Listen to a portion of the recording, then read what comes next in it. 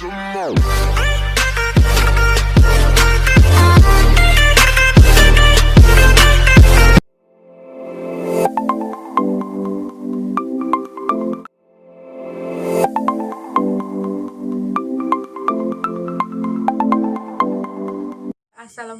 warahmatullahi wabarakatuh.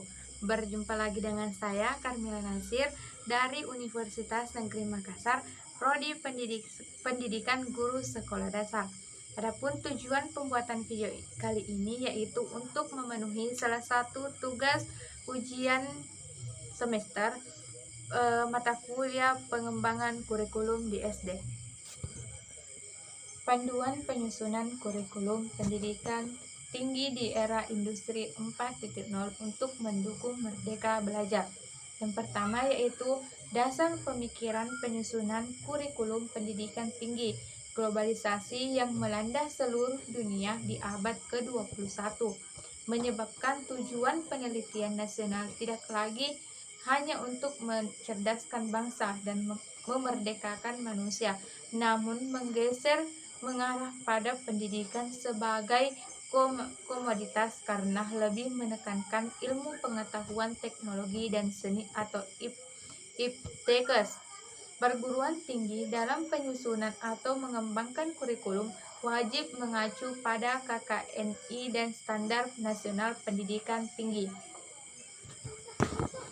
Dan penyusunan kurikulum pengembangan kurikulum merupakan hak dan kewajiban masing-masing perguruan tinggi. Namun demikian dalam pengembangan kurikulum perguruan tinggi harus melandaskan mulai dari Undang-Undang Dasar, Undang-Undang Nomor 12 Tahun 2012, Standar Nasional Pendidikan Tinggi yang dituangkan dalam Permendikbud Nomor 3 Tahun 2020 serta ketentuan lain yang berlaku. Penyusunan kurikulum hendaknya dilandasi dengan kondisi yang kuat, baik secara filosofi, sosiologis, psikologis, historis, maupun secara yuridis. Yang ketiga, pengertian yang digunakan dalam panduan. Yang pertama, kurikulum mengenal tujuan, isi, dan bahan pelajaran. Pendidikan tinggi, jenjang pendidikan setelah pendidikan menengah. Kurikulum pendidikan tinggi dikembangkan di perguruan tinggi dengan standar nasional. Pembelajaran interaksi mahasiswa. Program studi memiliki kurikulum dan metode pembelajaran tertentu. Kaitan kurikulum dengan standar nasional pendidikan tinggi. Tahap penyusunan kurikulum pendidikan. Tahap perencanaan pembelajaran. Pembelajaran berpusat pada mahasiswa. Strategi implementasi kurikulum dalam program Merdeka Belajar atau Kampus Merdeka. Merdeka Belajar atau Kampus Merdeka, hak belajar 3 semester di luar program studi.